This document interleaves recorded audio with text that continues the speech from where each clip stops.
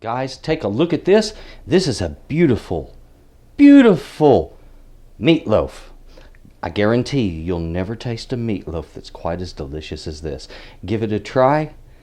You're really going to be surprised at what you get, guys. This is really, really good.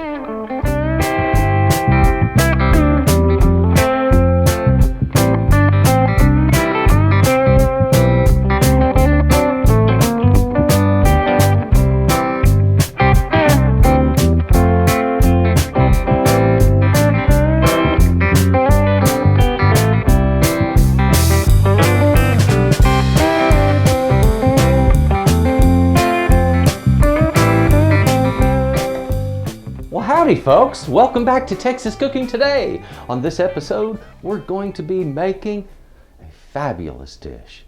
This is a humble dish, it's a delicious dish. It's meatloaf. Now when I was a boy, when I was in my teenage years actually, one of my relatives, a distant cousin, married into an Italian family. Now this family had a chain of restaurants in New York, and I was privileged to learn how to make a fabulous rockin' marinara. Really good stuff. You know, the kind of stuff you simmer all day long. I was blessed with learning how to make a really, really good meatball and being taught how to cook it properly. And once I tasted these things, I thought, you know, the ingredients between spaghetti and meatballs and meatloaf, there's not much of a departure there. Okay, when you get right down to it, you take away the pasta and bam, there's a lot of similarities there, folks, a lot. And I thought, okay, I've got to be able to fix meatloaf so I like it, because when I was younger, I was not a fan of meatloaf, all right? And it didn't matter whose meatloaf it was. I just didn't like meatloaf. Sorry about that, Mom, I love you, but I just didn't like meatloaf when I was a kid. But I decided to redefine it so that it would be delicious. And that's what I have here. I have the ingredients and the recipe for the best tasting meatloaf you'll ever eat. I came up with this 30 years ago, folks. So I'll tell you what, come this way and I'll show you one of my best recipes ever. This is meatloaf. Come on over. All right, guys, take a look at this beautiful array of ingredients. And let's start right back over here, right next to my steaming pot. Right back here, I have this beautiful cut of chuck. Now that's a couple of pounds of chuck right there, guys, and I'm going to take that, fat and all, and grind it up into a beautiful, soft, fresh ground beef. Now, if you want to get pre-ground beef, that's fine, but I'm going to recommend that if you can grind your own, definitely go ahead, because you truly get a better and much softer product. Okay, now down here, let's look at these beautiful ingredients that I have. First of all, in the front row here, I've got 8 ounces of tomato sauce and 15 to 16 ounces of diced tomatoes in their own juice. Onto the rest of the ingredients, I have an onion. This is just a medium sweet yellow onion. I've got garlic here. I'm going to be using, in the neighborhood of about 1 to 2 tablespoons of fine minced garlic. I'm going to want about a tablespoon of salt. This right here is about a half a cup of grated Parmesan. Okay, maybe slightly more than a half. That could be closer to 3/4. But this was fresh grated, and I kind of went through it like this, and I've been letting it dry. The drier this gets, the better. This is our binder, by the way. We're not going to be using bread, egg, or anything like that as a binder. It's unneeded. We want our meat to be soft and loose, not dense and hard. If I use egg and breadcrumbs, then it's going to give a much more dense meatloaf, where this makes it much softer and tender.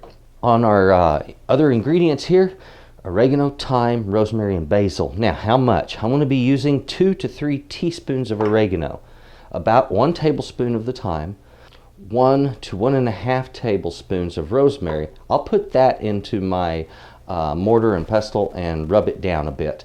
That way it mixes in well with that meat and I don't have these woody stalks in my food. The basil, I'm going to want about 2 tablespoons of it. Back here, I have 1 cup of a sweet red wine. You know, a nice rosé works well for that, okay? Over here, this is 8 ounces of shredded cheddar cheese. And I'm going to use a sharp cheddar for this, guys. Now, This is going to be interesting. I'm not going to actually mix the cheddar directly into the meat. We're going to do that a whole different way, and I'll show you how it's done in a little bit. This gets mixed directly into the meat because that's our binding agent. Now, let's get right on with making this. It's real easy to do. We're going to start by grinding up our meat, and then we'll season it up and make the best meatloaf in the world. Let's get this cut up. I'm just going to slice it down so it'll fit down into, and remember, I was saving all of it. The meat, the fat, everything goes in there. Because that fat, folks, that's flavor. And the cutting job doesn't have to be pretty here. Remember, this is going to be ground up, right? There we are. So we'll push this back out of my way. Get this grinder started up. Now, something I'm going to give you a forewarning about, folks. When it comes to that thing right up there, that nozzle, don't point it at your face. If you point that thing straight at you, you're just begging for trouble, okay? Because these things will sometimes spit.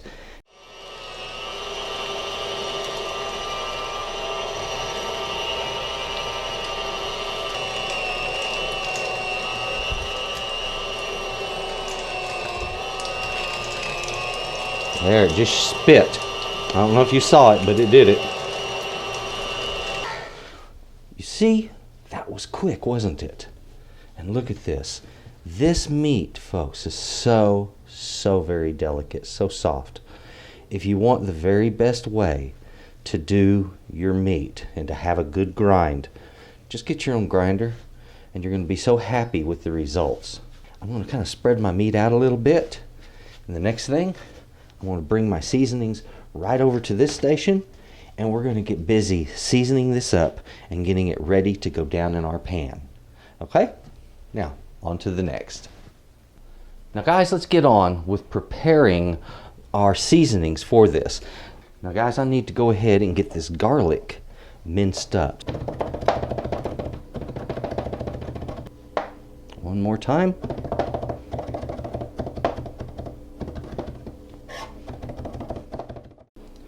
Okay guys, let's get on with taking care of that rosemary. Remember, there was a couple of these items we had to process. Now, 1 tablespoon, and that's a half a tablespoon. Now, I can see where it is possible that you guys might sometimes doubt my measurements. So let me show you something. Remember, this is no sleight of hand, no trick photography here. This is just stew being stew. All right.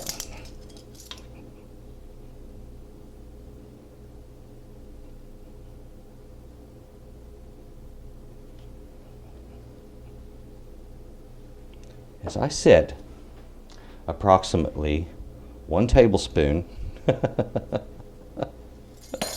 and a half. So believe it or not, when I give those measurements, I'm not just spouting off. What that is decades of experience right there in being used to measuring ingredients. Once you've measured it out so many times and you've measured it into your hand, you get a feel for it. But you don't do that until you put it first in a measuring spoon and put it in your hand and look at it and learn what it looks like to have a tablespoon of this or a tablespoon of that in your hand. Different things measure differently also. Powders versus something like this, which is real twiggy. Here we are. Look at this. We have our rubbed rosemary. What I'm going to do is get it seasoned up now with all of our goodies. First off, we wanted some salt on there. So close to 1.25 teaspoons to 1.5 teaspoons of salt is what I put there. Our garlic, I don't have to be overly neat with this.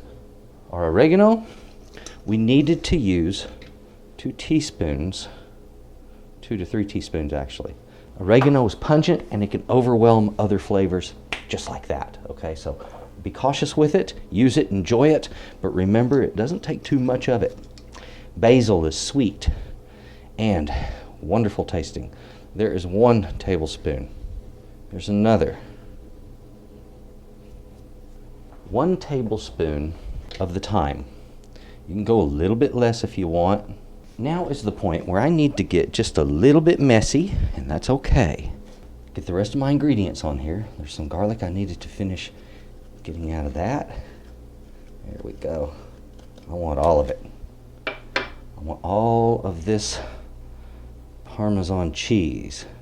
So what I want to do now is to take my meat and just go at it.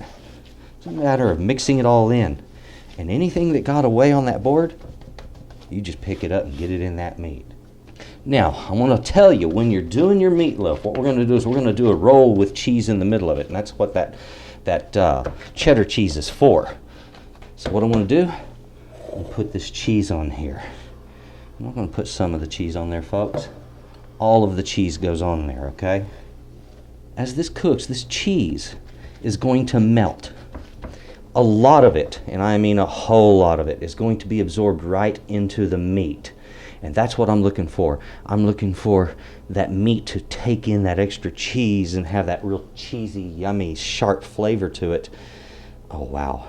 And then some of it will seep out, but the vast majority of it will be absorbed by the meat. So don't worry about a little seepage. Remember, that will happen. Now, if you see I'm rolling it, isn't that crazy looking? Make sure as you roll it, you seal these ends. Just kind of pinch them a little bit and press them in. Now, what I'm doing is I'm sealing it where those seams are. And this is important. Now, I want to get my meat right down in there. Now, time for the toppings. Now, guys, let's prepare our onion to top the meatloaf that we're making. Now all I have to do is cut these half rings. Now I can use that onion on top of my meatloaf and it is ready to go. All right, guys, check this out. Beautiful. We're almost ready to go with this. What I need to do now is to get my toppings on here, and it's a really cool, neat thing. First thing, I want to take that tomato sauce. I'm going to run it right over the top of this. And you might be thinking, well, if you're going to do that, why not use ketchup? Guys, ketchup is nasty, okay? Just use some plain tomato sauce. Next thing I want on this, my tomatoes. There's that juice.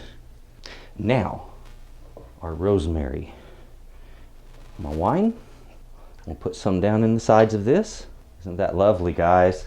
Bet you never thought about doing a meatloaf quite like that, right? There's the rest of that onion. The onion will release its juices and it'll flow into the meat as well. A little bit of salt on top. All I have to do now is get it in my oven. You're going to need that oven at 325 degrees. Okay, guys, it's time for us to get this in the oven. Center rack. Oh, yes. All right, there we go. That is 325 degrees, guys. And I'm just going to let it sit in there. It's going to be, like I said, about an hour. And this is where you're going to want that cooking thermometer or meat thermometer, either one. You're going to want to know the temperature in the middle of this because it's a big chunk of meat there. And you don't want it raw in the middle. Guys, I have just now pulled this out of the oven. It is still steamy, bubbling hot. What we're going to do right now is check the temperature on this. I'll put in there 181, just perfect. What I'm going to do now is do what you do with any cut of meat after it is cooked. You rest it. So guess what, guys? I'm just going to leave it there. Guys, our resting time is over. I have given this 25 minutes to rest. Enough time that this heavy glass lid is cool enough for me to touch. Now, all I need to do is slice this guy up and plate it up so I can have a wonderful meatloaf dinner. Now guys, when you're plating is a very important thing and it needs to be pretty, but at the same time it also needs to be functional. Now guys, I want to say something. When you're plating something up, it needs to have some decoration to it. Now let's go ahead and get these little guys. What I have here is a bunch of little sliced chilies. And these are sweet chilies. So they have a really desirable flavor. Their appearance is lovely. There we go. There. Now we have our color. It's a beautiful dish and ready to go. To top this off, I'm going to use a little of the au jus from my roast. Now let's clean up the remainder of our mess. Remember, clean plating, beautiful colors, all of it matters, folks. It really does. And the reason it matters is because when you first sit down to a plate of food, you eat with your eyes first, okay? The first thing that strikes you, that's the beauty of the dish. And if it stands out, it makes it desirable. Well, there it is, guys. Simple meatloaf. Simple? No, but delicious, definitely. Here is a plate of absolute delicious goodness. Look at this, guys. Oh, yeah. Now that's kind of redefining meatloaf in its own special way. Oh, how tender.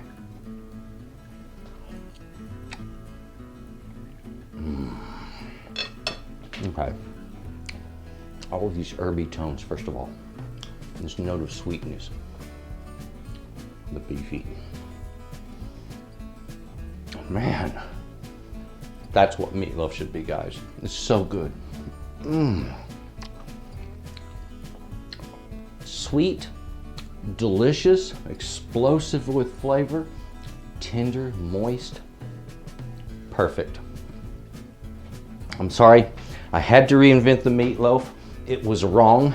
It needed to be right, and now it is. So guys, give this a try. You're gonna love it.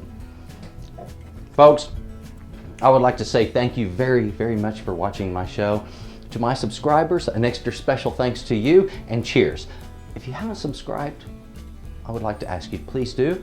Click the bell. I'm gonna let you know when I have new recipes coming out. It's gonna be a lot of them, usually on Thursdays, okay? That's when you're gonna find me. I would like to say thank you again for watching the show. Please give me a thumbs up. I love comments, folks, and I'm gonna answer back most of the time, so please do. You guys have a good day. Bye-bye.